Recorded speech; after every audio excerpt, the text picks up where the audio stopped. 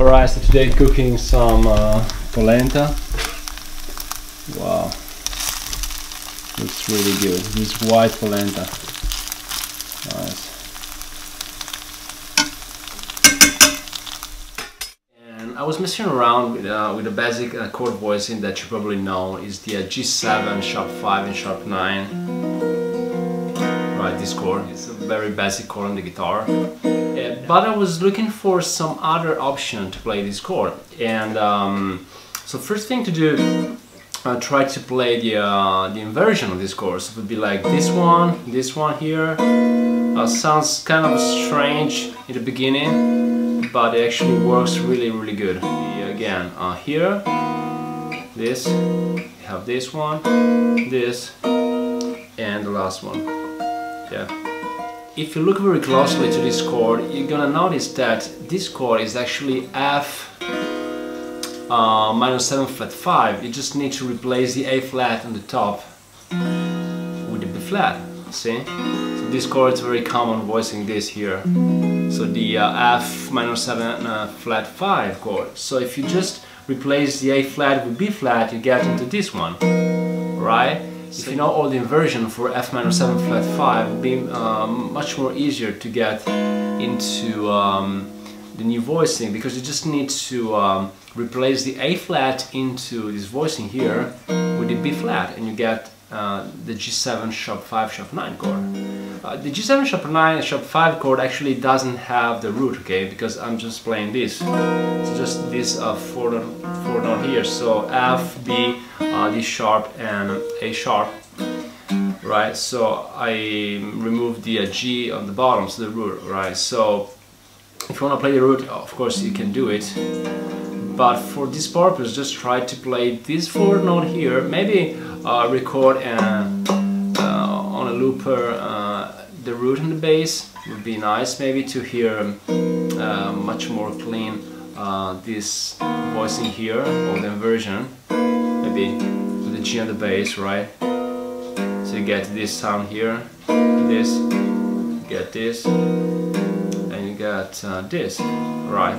So like I said, this voicing here is F minor 7 flat 5. You just need to replace the A flat with B flat. So if you know the first inversion for F minor 7 flat 5 here, you just need to look for your A flat into this voicing that is here, and just move it up and a whole step, right? So you have this, right?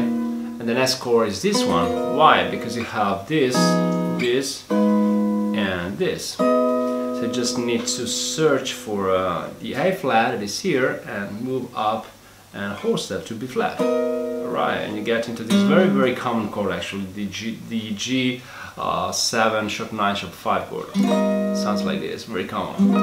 Of course you can also try from here, because if you know F7 here, F7, you have this voicing here, the first inversion, right?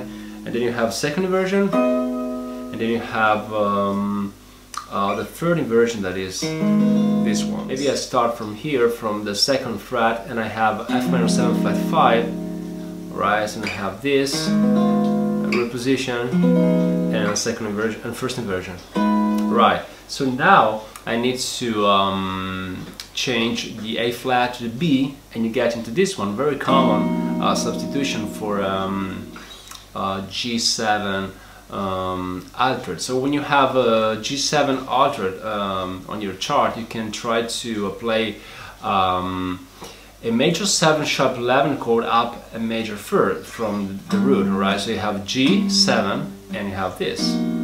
This is a very common chord on the guitar. It's B major 7 sharp 11 chord. You probably know this chord, right? Yeah, so eventually you can try to use all this voicing for 2 different chords. So like I said, for the altered sound and for the Lydian sound, right? So you have this, right? So this comes from this. You just need to replace the A flat with B flat, alright? So you get this, right?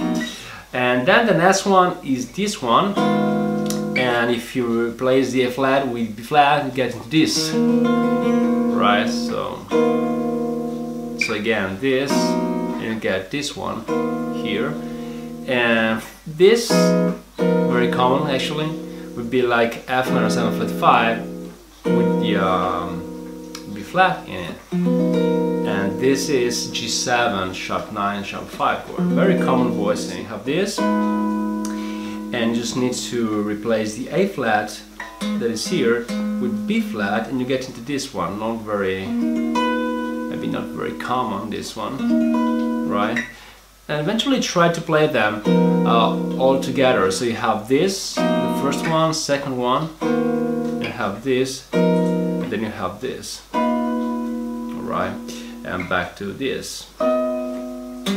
Also try all this inversion with the G on the bass, so maybe try to record a G, maybe a groove like right, and so you get the sound of this, right, so you have, right, you get this, and the very last one, wow. Right, and the scale is the G alto scale, of course.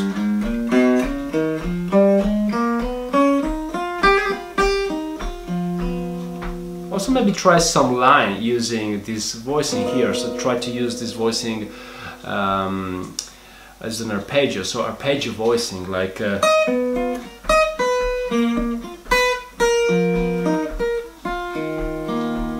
right, so G7 sharp 5 or sharp 9, it could be also B major 7 sharp 11, right? You gotta see it, because you have this, you have this. You know, probably you know this chord. It's a very super common chord for the Lydian sound, right? Right. And then you can also try this voicing here with the F on the bottom, would be like this.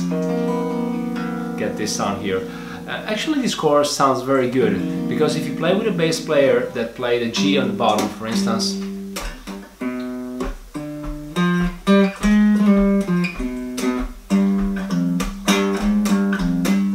right, so maybe you get this sound here, you can try to play this, and sounds good, because this F, the G that the bass player play, is actually an octave below this F here, so it sounds good. Yes, it will sound more darker, but for sure sounds good. Right, so you have this, you have this, you have very basic common voicing here, and then you have this here. This is also very nice voicing for the Lydian sound, right? Because this comes from this, right? So B major 7, drop 3 voicing, this, and then you have this. So super common thing to do. Right, so now I need to prepare my dinner, so the vlog for today is over, and I'll catch you on the next one. Alright, so let me show you another thing. I've always loved to play the guitar, and I'm constantly, like you see in the vlog, I love to stay with the instrument and play hours and hours, and yeah, just give me a lot of happiness, because I really like to play the guitar and to discover new stuff.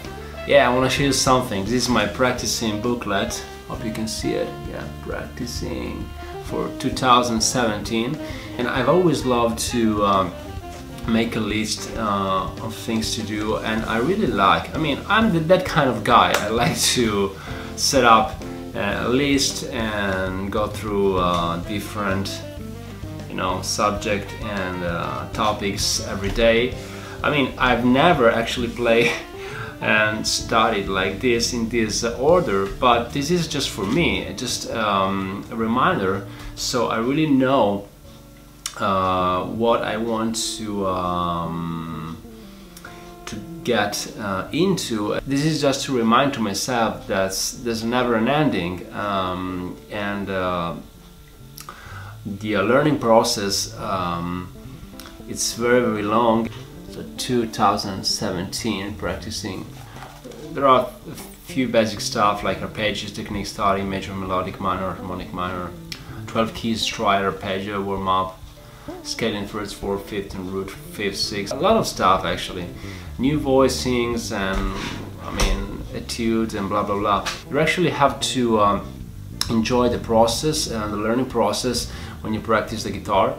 And for me, it's super easy because I really like the guitar. I really like to stay hours and hours, like I said, sit here and play and write.